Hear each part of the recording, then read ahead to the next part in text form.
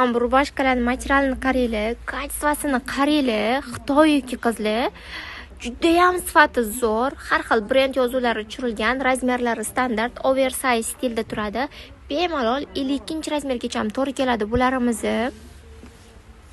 Etiketkalarni ko'rmasizlarmi? Xitoyki qizlar, buni sifatini yetkazib bera olmayman sizlarga. Buni sifatini bilsanglar, realni hayron qolasizlar bu narxga qizlar, ishoninglar. Вообще dahshatli skitka bu.